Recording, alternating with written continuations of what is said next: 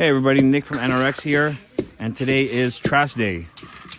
So each one of these landings, we've already run our heating wires directly underneath our copings and we just mortared those in.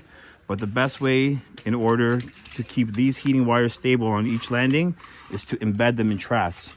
So it's completely stable, fully functional, and it's close enough to our flagstone. We're going to use 1-inch flagstone on the top in order to make sure that it stays warm enough so that none of that snow stays on there.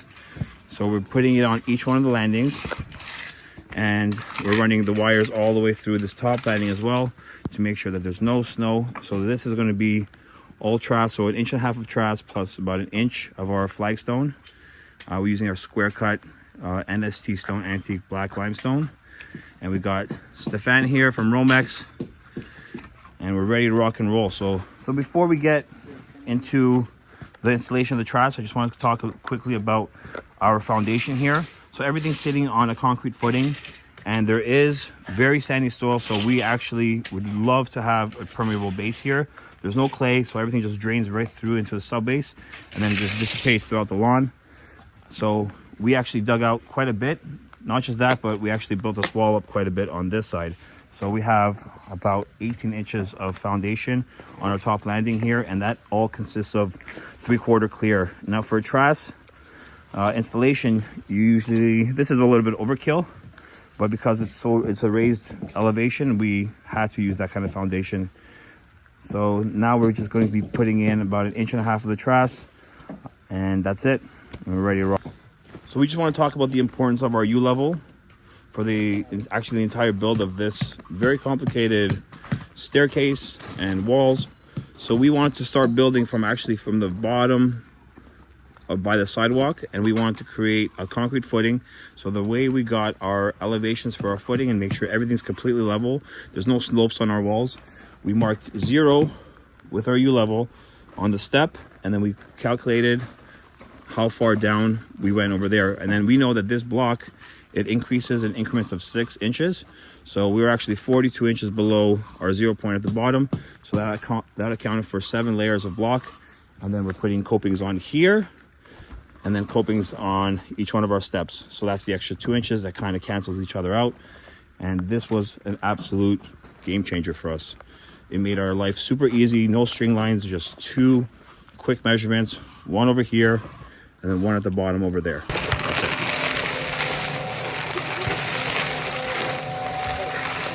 Maybe I don't want to show the wheel. With Steph at Romex, and I can't tell you enough about how much we appreciate Romex bringing guys out like Steph to show us how to do things that we're not 100% sure with.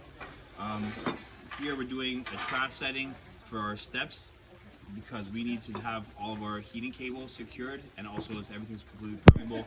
So we're here with Steph, and we've already set our Trass bed, and now we just need to back butter with our elutriant, and then Steph's going to show us exactly how to do that.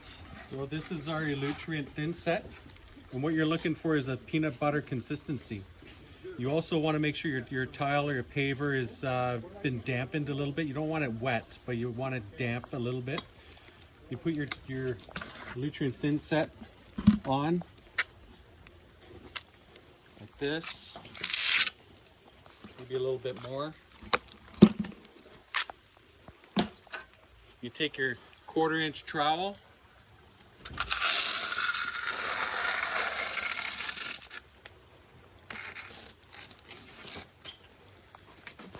okay, and then on this trowel I've carved out a 1/2 inch notch there so that you can clean off the edges, because you don't want your thin set to squeeze into where your joints are, because that's your permeable area. You want the water to flow through your joints. Now I don't have enough here, so I'm going to put a little bit more. You just want to make sure that you're fully covered, and you like that. You don't want squiggly lines. You want everything to be nice and straight.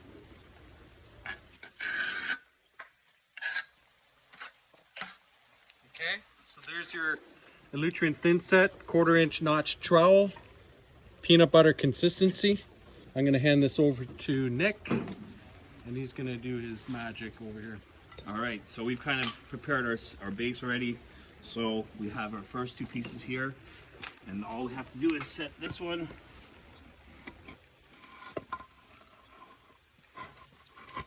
We're gonna space out accordingly.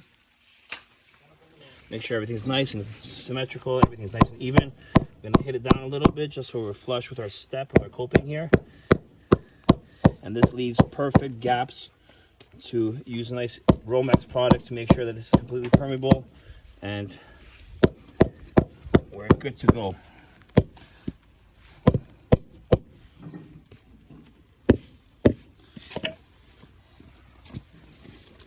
Yeah, so there you go, guys. All right, guys, check this out. Our truss bedding is in.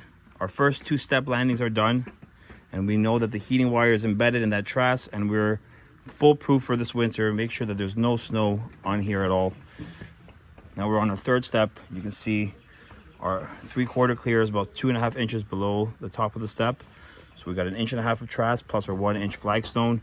That's the wire embedded in the truss. We're gonna keep going with the truss all the way through.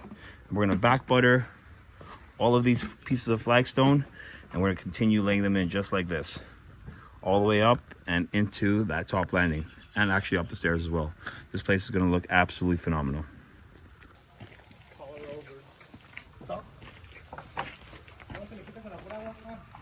Sí.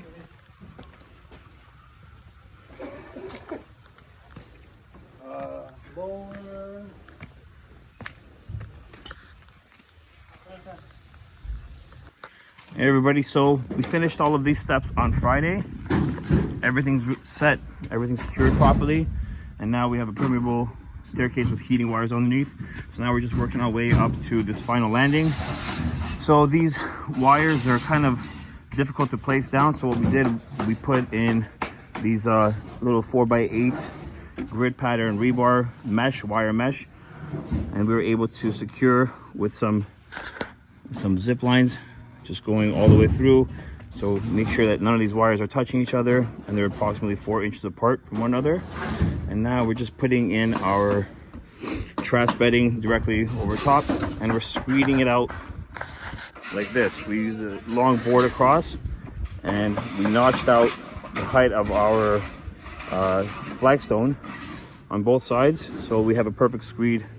So now we're just laying down our truss, mixing in here, and we're screeding it back, and then we're going to put down our flagstone.